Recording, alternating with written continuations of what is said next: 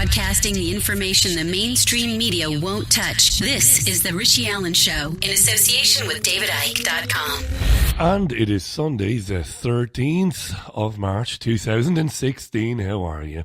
Hope you're well, wherever you are. Hope you've had a lovely weekend thus far. And you're in fine fettle and in good heart this Sunday. Really good to be chatting with you. Love Sunday View. That's why I get out of bed at 5:45 a.m. every Sunday to bring you, well, my opinion really, because that's what it is. That's all it is. Remember, that's all it is my opinion. You are not obliged to agree with it at all. But do consider it, and do always. And I think number of my favourite commentators in the independent media this week have been saying that, something I love to hear. Don't take it from me. Have a look yourself and form your own opinion. But unite with me in accepting and in understanding that the mainstream media is not telling you the truth. It ain't at all. More on that shortly. Had a lovely day yesterday. Went to Southport with the future Mrs. Allen. It was lovely. Southport is lovely. It's a beautiful, wonderful west coast, northwest coast town, seaside town, with one of the longest piers in the country. Now, I could have done some research and acted all clever and, the know-all that I'm not, by telling you that it either is or was the longest pier in the country. But it's, there I go banging the microphone again. But it's a lovely place. It really is a wonderful, wonderful town, full of lovely places to have a nice, cheap bite to eat. And I mean, I should say affordable, shouldn't I? Because cheap always gives you the impression that it's not good. But affordable, very, very affordable. We go there every now and then because it's an hour's train journey from Piccadilly train station in Manchester. And when you get there, it only takes about an hour and 5 minutes, an hour and 10 minutes. And you're by the seaside, and it's lovely. It really is. There's a lovely Italian restaurant there called Casa Italia. I've never done this before. I don't like promoting stuff. But when I say that, I don't like promoting stuff. You don't like telling your listener about a restaurant or this or that or a bar, in case they might think, well, somebody's paid him to say that. Well, they haven't. It's a lovely little place. You can have 3-4 courses each and a nice bottle of wine, and it won't set you back more than £50-55 for two people. I mean, that's just dirt cheap, isn't it? But again, it isn't. The food is beautiful. Very grumpy guy there, but I think he plays on the grumpy side of it. The head waiter, the maitre d'. But he's a good lad. Italian lads in there making lovely Italian food, all fresh ingredients. And that was lovely. Just a lovely day to get out of the city. Came back then yesterday afternoon, then watched a bit of footy. That's been my weekend so far. Looking forward to Sunday. As I talk to you today, the sun is blazing in the sky over Manchester, and the skies are blue. So when I do get finished having my weekly chat with you, I'll be outside. I'll be heading out for a bit to get a bit of fresh air.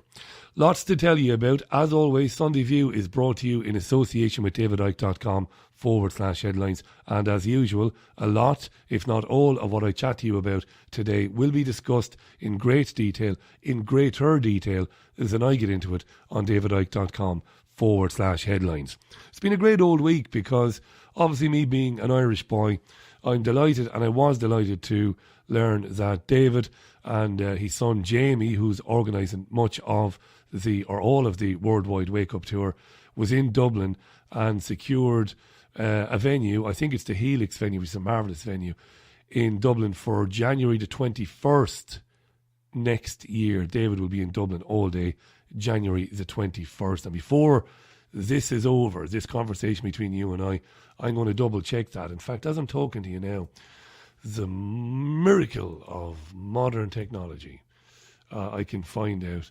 In fact, would you believe it? Is David's website down as I talk to you now? Is it? It seems to be. Maybe it isn't. Maybe there's something wrong with my computer. But I'm sure it's January the 21st in Dublin, 14th of January here in Manchester. There's dates being added all the time for the Worldwide Wake Up Tour. Check it out on DavidIke.com. gmail.com. Now today, as I said, is the 13th of March 2016. You will probably be aware, particularly if you listen to this programme or programmes like it, is that today is the 20th anniversary of one of the most, I suppose, the most distressing mass murders in the history of this country, the Dunblane primary school shooting, which took place 20 years ago today, back in 1996. Thomas Hamilton allegedly killed 16 children and a teacher at Dunblane even primary school. Where that is, by the way, in case you're listening to this programme from outside the UK, and I know obviously lots do. Where is it, Dunblane? Well, it's near Stirling in Scotland. So get out a map there and you'll see where Stirling is on the old map there. So I'm going to talk more about that in a minute. But it's a significant anniversary, 20 years since it happened. And there are still many, many, many questions that were left unanswered, particularly by the ridiculous Cullen inquiry, which we'll hear about now in a minute. Well, it's an understatement to say there's a lot that hasn't been answered. There's a lot still undiscovered. And the public at large doesn't really know the truth of what happened at Dunblane. As is always the way on Sunday View, I'm very quickly now going to have a look through the front pages of the British Sunday newspapers and just give you just a little flavour of what they contain. So the Sunday Independent, or the Independent on Sunday, as it's known here in Britain, leads with a cartoon, a big cartoon of the President of the United States, Barack Obama, with outsized ears. His ears are big. He does have sticky out ears, doesn't he, Obama? But the Independent on Sunday cartoonist is taking the piss royally because it's a rather less than flattering cartoon on the front page. What are they saying? Well, they're saying that Barack Obama, the outgoing US president, will use a visit to the UK next month to back David Cameron's campaign to keep the United Kingdom in the European Union. The paper says it is the ultimate endorsement for the Remain side. But apparently, Obama flying in has already caused fury they're saying, amongst those who want to see Britain leave the Union.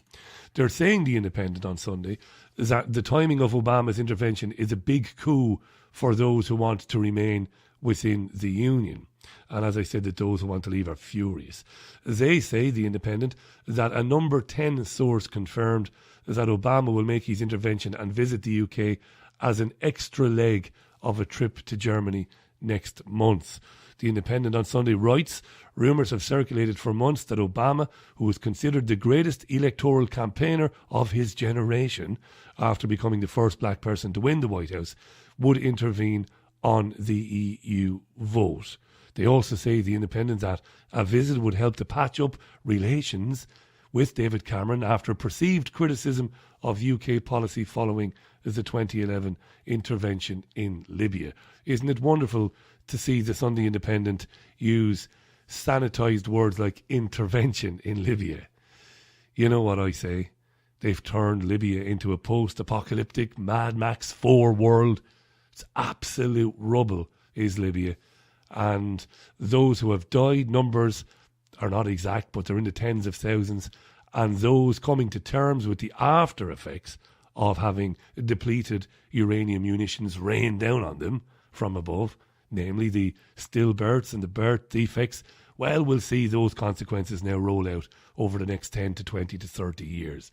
Wonderful term, isn't it? Wonderful term.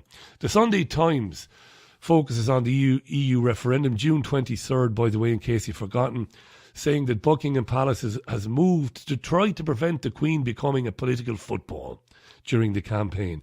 The paper says the monarchy's private secretary, Sir Christopher, how do I say that? Geit, is it? G-E-I-D-T. Sir Christopher Geit, or Geit? Geit, I would vouch. He's understood to want more to be done to protect the Queen's independence. Why don't you shut your big fat fucking gob then, Your Majesty? You could say, you know. Then maybe people wouldn't report on what it is that she's saying. Eh? This comes, of course, after the Sun, the newspaper, claimed that the Queen supported the UK even leaving the European Union. The palace insists that the Queen is politically neutral. What a load of bollocks. Do we have to talk about the Privy Council? How could she be politically neutral? Look up the Privy Council. I told you before, my friend, the media in this country is a clear and present danger and an omnipresent threat to your security and well-being, because they misinform and lie to you pathologically every fucking day. The Queen isn't neutral. That's a whole show, that. That's a whole radio show about what the Queen is, who and what she is. But anyway, Sunday Times saying there's a big battle between the Sun newspaper and the palace looming. The Sun have actually come out and said that they have a lot more that they didn't publish about the alleged opinions of the horrible monarch herself. We'll leave that there. That's the Sunday Times. What else was in the Times today? More about the Snoopers Charter and phone hacking powers. You don't need me to tell you too much more about that. It's been covered extensively in the radio show. The Mail on Sunday covers a book by former Liberal Democrat Cabinet Minister David Laws.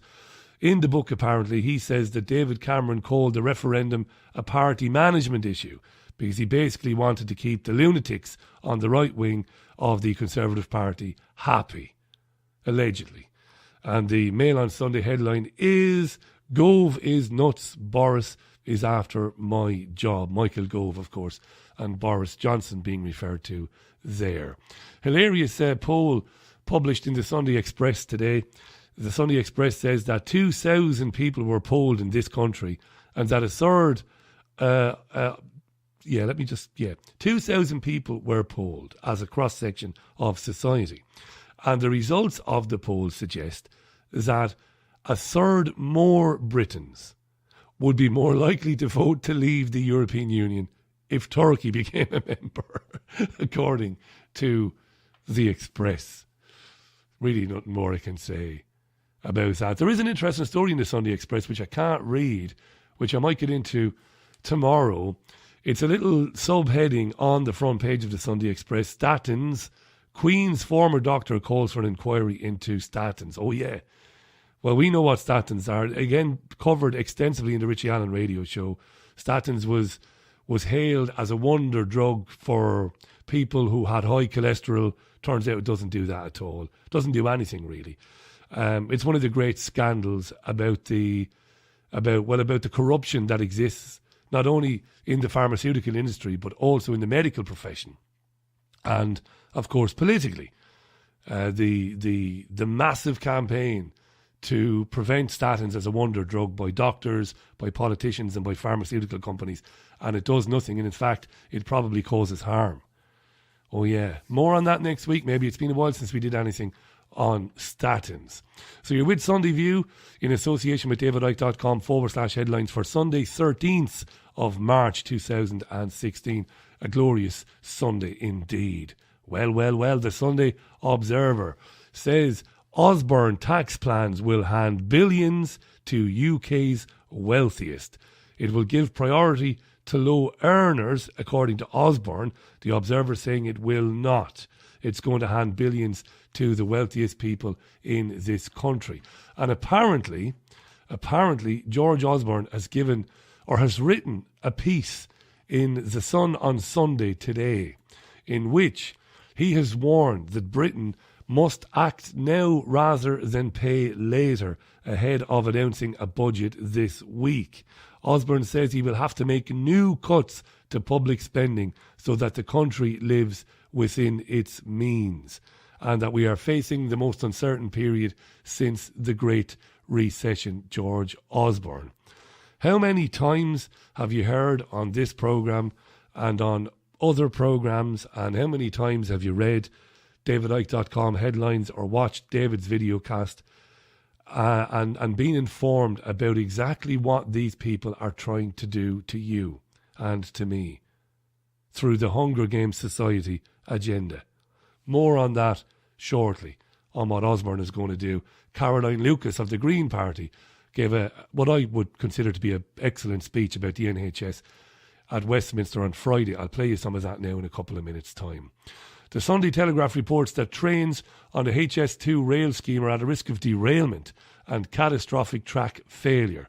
And this is to do with secret research commissioned by HS2 itself. I won't dwell too much on that. If you want to read that, go to telegraph.co.uk. It is free to read on the Telegraph. The tabloids, well, sex sells, doesn't it? The Sunday People with a sex story on the front page. There's not much else really. I'll tell you what I'll do. I'll leave the Sunday papers for now and get into some of these stories a little bit more. So the Dunblane school massacre then, it was described as one of the deadliest mass murders in UK history. Thomas Hamilton shot and killed 16 children and a teacher at Dunblane Primary School near Stirling in Scotland 20 years ago today before turning the gun on himself.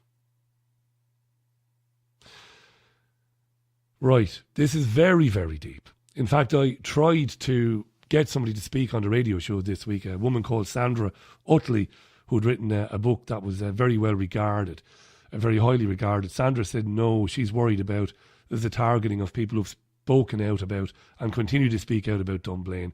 So I couldn't do anything on it. Next time David Icke is on the programme, we'll talk to David maybe about Dunblane. After the shootings, there was a lot of talk about gun control laws. There were public petitions at the time which called for a ban on private ownership of handguns and all of that. That was kind of taken as a given. The Cullen report was the official inquiry into what happened there. And after the Cullen report was published, there were new laws passed, firearms acts were passed, which made private ownership of handguns illegal in Great Britain. So that was significant and was seen to be, and continues to be seen to be significant by some independent researchers who have looked at Dunblane. However, and this is even, to be fair to the Wikipedia page about the Dunblane massacre, they do talk about the previous police interaction with Thomas Hamilton and how that interaction was given to the Cullen inquiry but was sealed under a closure order. A closure order meaning that it wouldn't be published for over 100 years. The reason for sealing the documents, allegedly at the time, was to protect the identities of children. But of course, when they do that, people say, well, look, that is obviously to cover something up. Looking at the review of the closure order, the former Lord Advocate Colin Boyd edited versions of some of the documents, and they were released to the public back in 2005, but didn't contain any real information at all. Everything else remained sealed under the 100-year order to avoid distressing the relatives and the survivors. That was the pathetic excuse given for sealing all of that information for 100 years. Gun control. What about silencing abused children? The silencing children angle is very valid now as a theory, anyway, I would suggest, in light of what we now know about historic child sex abuse, thanks to people like David Icke, thanks to people like Andrea Davison, of course, and thanks to people like the barrister Michael Shrimpton and others. So I'm going to play a clip. David does a video cast every week. I think it goes online every Thursday or Friday. Forgive me if for not knowing that, but I usually watch it on Friday after I've filmed my own television show in Manchester. Now we know that there was a VIP paedophile ring running at the Queen Victoria boarding school, also in Dunblane. We know that Thomas Hamilton was seen there. We know through Glenn Harrison, a former housemaster at that boarding school, that people, wealthy people and famous people, would turn up late at night at the Queen Victoria boarding school. We know all this because Glenn Harrison, the former housemaster there, tried to expose all of that. When he did, the police turned up to his house, broke into his house and took all his computers and all his documentation. This isn't conspiracy theory. This is fact. So there's a very, very big connection between abuse of children at the Queen Victoria boarding school and what happened at the primary school when Hamilton shot dead all those children 20 years today. This is a wee clip, a short snippet of David's videocast from about 2 months ago, talking about Dunblane. Now, for the full clip, which is over 18 minutes long, go to youtube.com and look for David Icke's official channel and you will find it there. This is David Icke talking about Thomas Hamilton and Dunblane. Very, very important, this. Thomas Hamilton was a Jimmy Savile figure. Not on the same scale, but he did the same things. Not only was a paedophile, paedophile himself, which came out and was covered up at the subsequent Dunblane inquiry, but he procured children for the rich and famous. And thus he was afforded the same protection by the establishment as was Jimmy Savile, who for decades and decades and decades did the same on a gargantuan scale. And when I go through this Dunblane story and its connection to the paedophile VIP rings, people might appreciate why we have seen in recent weeks the blatant, the pathetic, the disgusting efforts of parts of the British media and certainly the establishment. The campaign effort to trash the claims of the VIP paedophile rings in Westminster, involving former Prime Minister Ted Heath, former Home Secretary Leon Britton, and others. That's a brilliant videocast. You can find that at David Icke's YouTube channel, which is basically youtube.com. Then look for David Icke. David talking there about the connection, and he goes into it in great depth on that videocast, the connection between Thomas Hamilton, the boarding school that Hamilton was seen regularly walking the corridors of it late at night at the Queen Victoria boarding school, wealthy and well-known people turning up there late at night as well, as was revealed by Glenn Harrison, basically proving, as David has been saying for a long time, that Thomas Hamilton was a Jimmy Savile figure procuring children for VIP paedophiles. And quite rightly saying, at the end of that, just that little snip there, that all of this is so important today when aspects of the mainstream media, particularly the Telegraph, particularly the Daily Mail, most particularly LBC Radio, based in London, calling itself a national station now, saying that it's a witch hunt and that it is fantasy. No, it isn't. Educate yourself about Dunblane. I will endeavour with my producer to bring you more about what happened in Dunblane next week, finding somebody to speak on it, outside of David, who knows a lot about it, of course, but people who've written books about it specifically and written articles about it have become very reluctant to talk about it. I can't really do much more than continue to ask them. Now, you know, I mentioned Caroline Lucas earlier on. I've talked a lot on my programmes about the destruction of the NHS in order to pave the way for full-scale privatisation. Now, this idea is not my idea.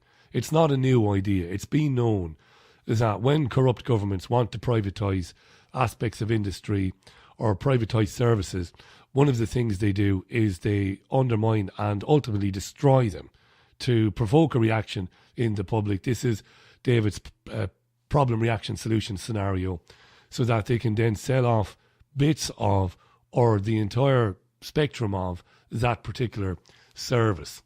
Now, Caroline Lucas was speaking at Westminster she was speaking to Parliament on Friday at the second reading of the NHS Reinstatement Bill. And speaking to Parliament, she said that Jeremy Hunt is pushing the NHS, the National Health Service in Britain, into crisis by undermining the staff. She called it criminal that money needed by the NHS will end up lining the pockets of shareholders. Interestingly enough, if you watch the entire debate, she even refused to give way to a Tory MP who had earlier been filibustering, leaving little time for the NHS bill debate. She also had a go at Labour for not being at the debate as a whole, while remaining positive as the bill, as she says, the bill has the support of the people. What the bill is trying to do is to restrict powers devolved in the Health and Social Care Act 2012, which allows private companies to bid for NHS contracts. And that's what the Liberal Democrat Conservative Party coalition did in 2012. They basically opened up the NHS to private companies. It's exactly what the plan was all along. Here is Caroline Lucas speaking rather passionately in a very good speech, to be fair to her, on Friday. People are rightly worried because the NHS, consistently ranked one of the best in the world, is under threat as never before. Under threat from underfunding dressed up as efficiency savings, under threat from cuts, under threat from the wasteful bidding of the internal market. But it is no wonder that we can't recruit more nurses and doctors when they are treated so badly by this government, when they are not appreciated for the expertise that they bring. I think that 1% is frankly insulting, and it's not surprising that there is so much concern within the NHS amongst their staff, because it's not only the finance, it's the way in which they're being treated generally, in fact. Time and again, we have a health minister who is constantly undermining their professionalism, and I think that that is helping to push our NHS into crisis. The creeping privatisation, marketisation is incredibly inefficient, apart from all of the other problems that it is causing. I mean, I think it is just criminal, frankly, that the money that the NHS so desperately needs in order to be able to provide that frontline care is actually going to line the pockets of private shareholders, private companies. I get trolled unmercifully, which is great fun because I have skin as thick as any animal on planet Earth, and I have no, great ideas about myself or my place in the grand scheme of things. So I don't mind. I get trolled unmercifully for mentioning David, but I'll mention him again because this is the very essence of the Hunger Games society. When you destroy people's lives, when you take away their homes, when you make it impossible for them to get a job, when you ultimately make it will, when you price them out of healthcare, what you're doing is you're putting together the building blocks is probably a bad word to use. You're putting together all the necessary aspects of a plan to eliminate people, to kill them, effectively. Again, see my interview with Professor Alex Scott-Samuel from Liverpool University. This is about killing people. This isn't about social cleansing. It's about, what I would say, you can't say ethnic cleansing, so you can't, because it's affecting so many people from so many different backgrounds. But it's ultimately about manslaughter. It's about the killing of people. She's absolutely right what she says. It is a criminal act to do what the British government is doing with the NHS. And when you connect the dots, again referring to my great friend, when you see what George Osborne wrote in The Sun on Sunday today, when he said that the budget of March 16th, which is Wednesday presumably, will set out the clear direction we must hold to get through the current uncertainty. He said it's been the worst start to a year on stock markets for almost half a century.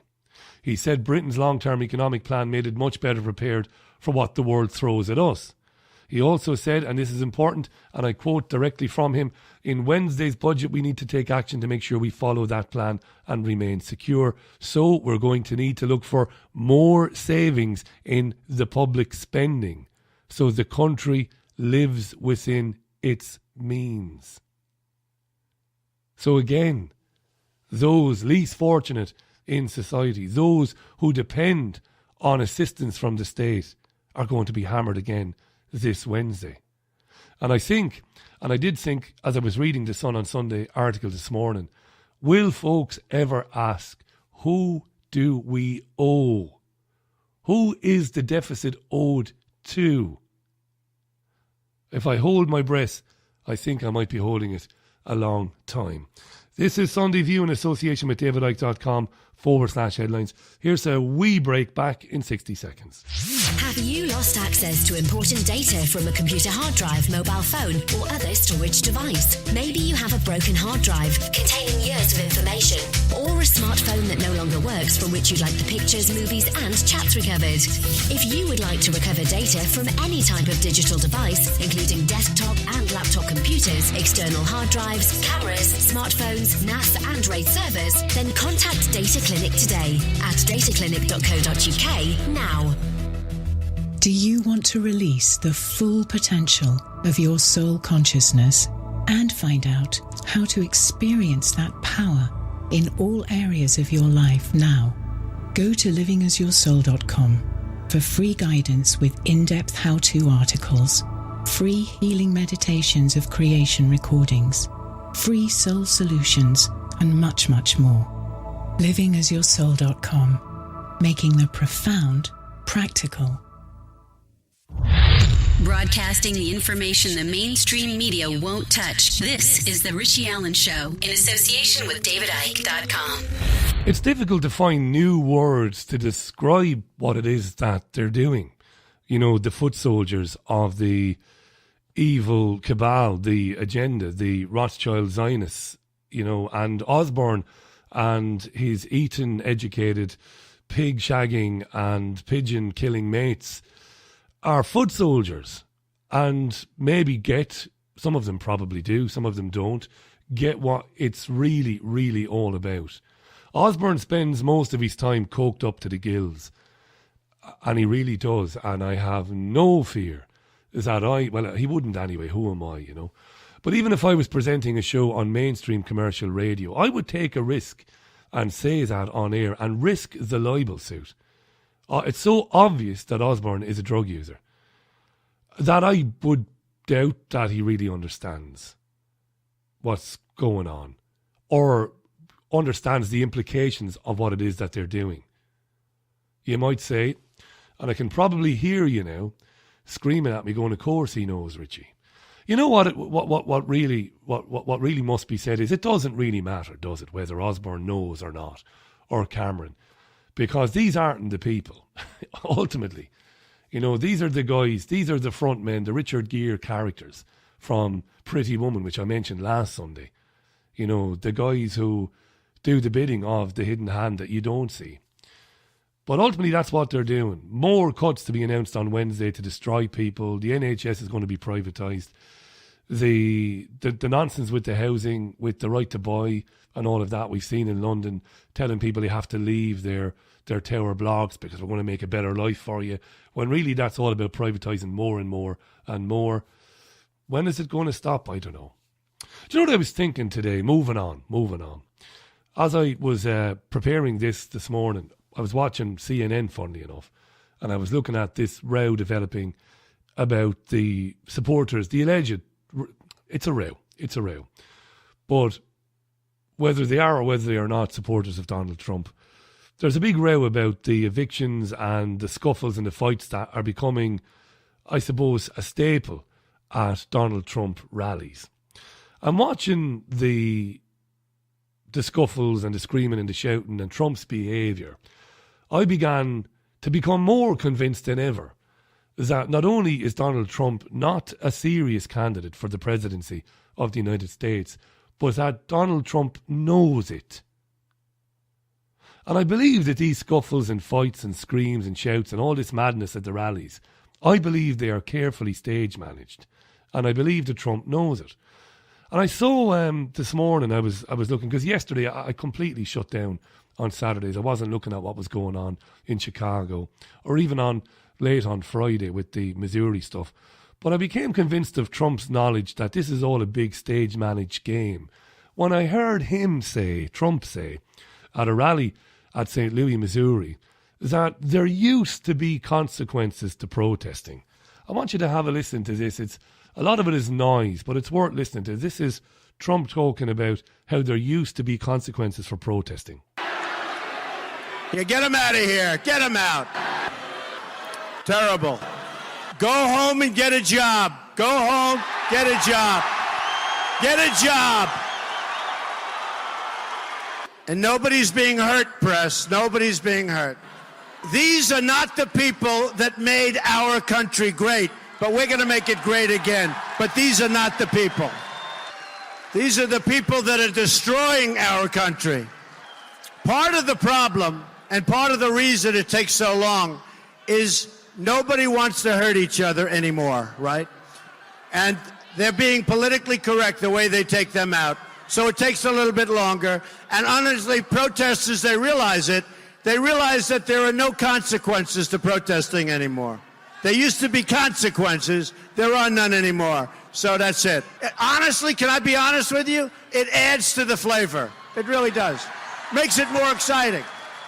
I mean, isn't this better than listening to a long, boring speech? Right? You can hear that from the other candidates. They don't say anything anyway. That's kind of telling itself, isn't it? Isn't this better than listening to a long, boring speech? And didn't Trump also say late last week that a protester who rushed the stage in Ohio was probably ISIS? I'm pretty sure he did. I'm not convinced that Trump is as crazy as he appears to be. I believe it's carefully staged managed. I have to say that again.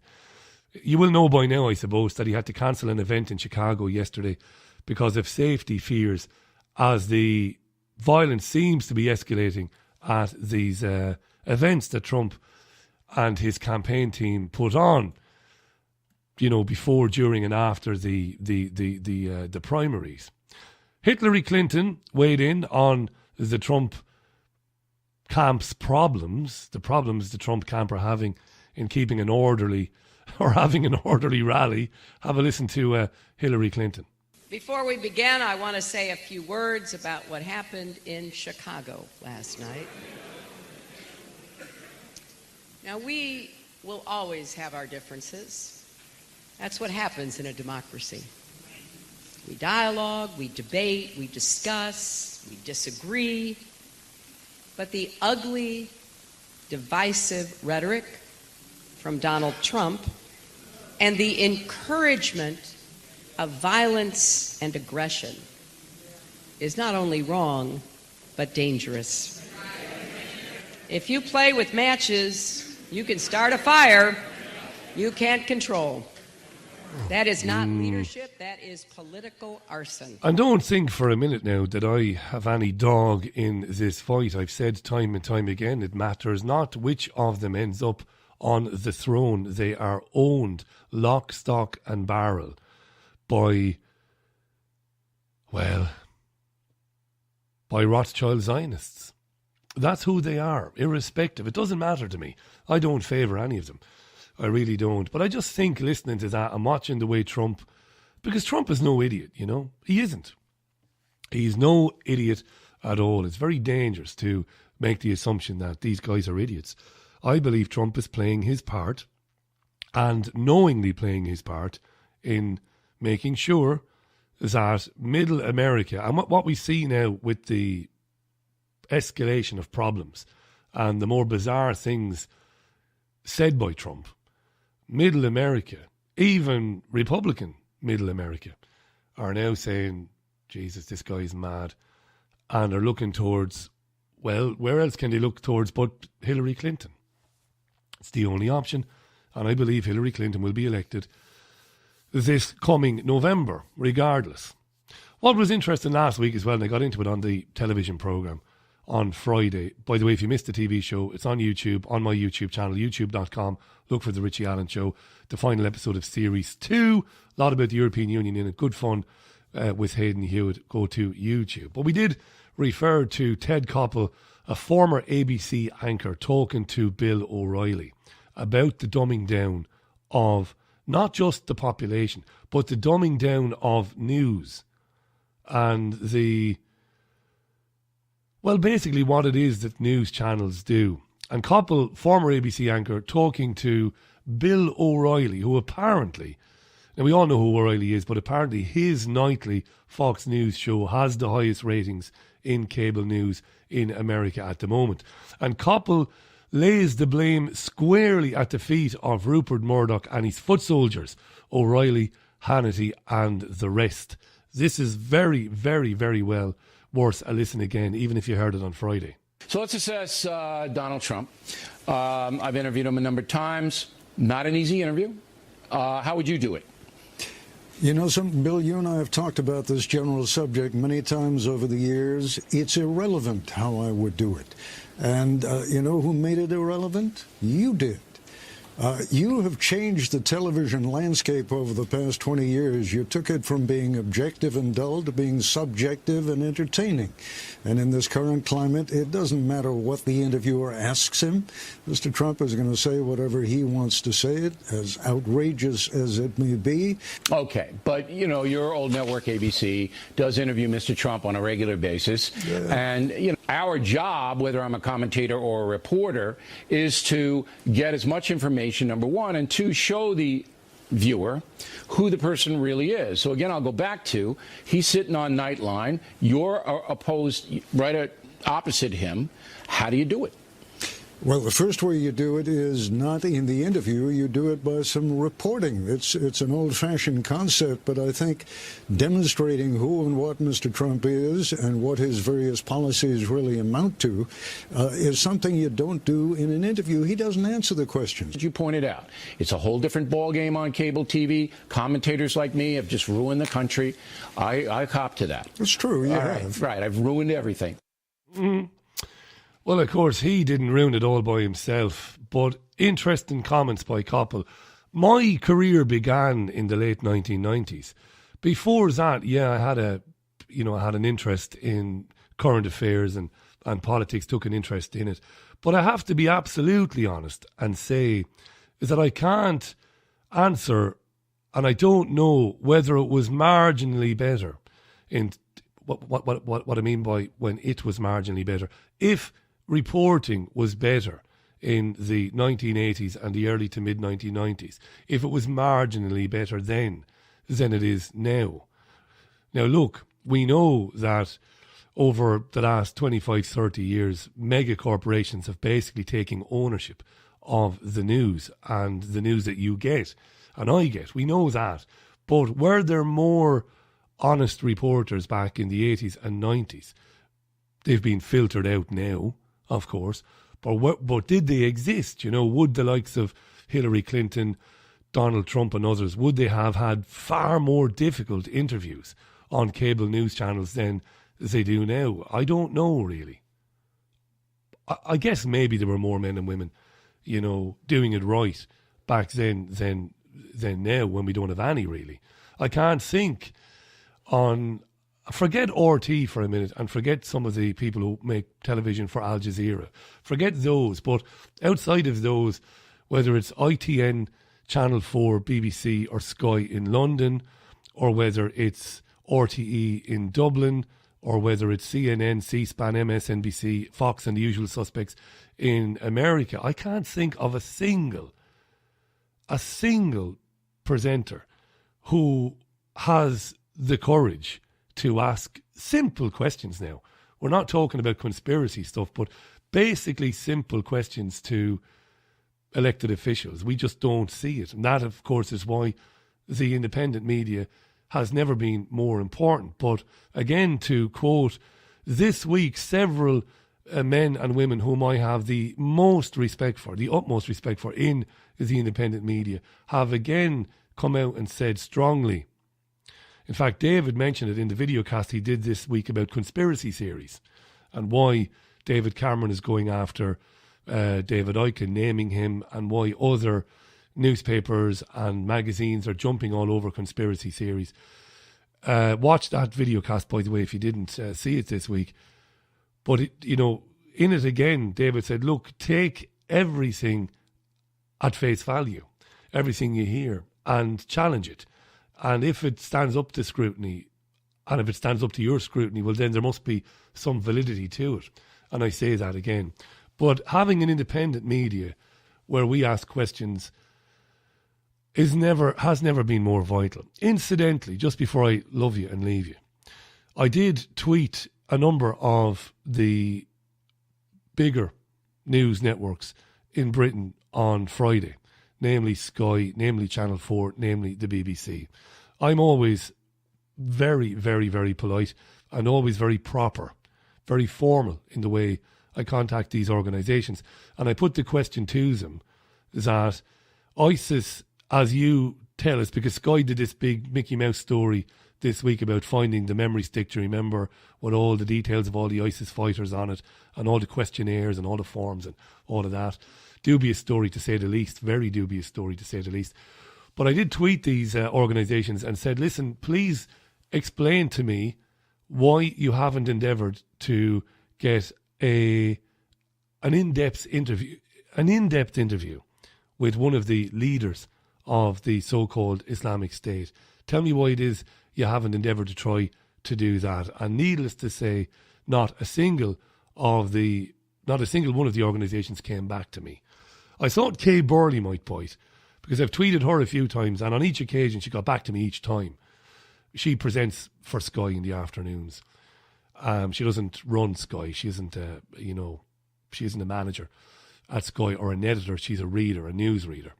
But she's gotten back to me previously. I said, why isn't anybody trying to get the Pulitzer Prize by getting an in-depth interview with what you have told us is a political organisation with a brutal military wing?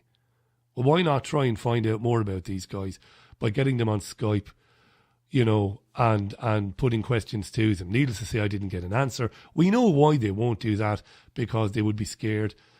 Well, scared is a very mild word. They would be terrified as to what the ISIS guys might say about where it is they get the equipment that they use to carry out the carnage they carry out in Syria and in Iraq. That's kind of it for Sunday View for this Sunday, March 13th even. Thanks for listening to it. Check out davidicke.com/headline. Stay with that today. Do share this podcast with others, please. It's going to be on YouTube soon. So, share it around. It does help the programme in terms of the funding of the programme. I'll be back with you live on the Richie Allen Radio Show tomorrow, Monday, is the 14th of March at 8 p.m. GMT with another interesting show, I hope, for you, packed with great guests and great information. Thanks for listening to it. Do support us, by the way, by going to richieallen.co.uk and use the PayPal account or the bank transfer details there to support the programme. It is your programme and it can only carry on with your support. Wherever you are in the world, have a wonderful Sunday. Thanks for listening, and I'll talk to you tomorrow. Until then, bye for now. Broadcasting the information the mainstream media won't touch. This is The Richie Allen Show in association with DavidIcke.com.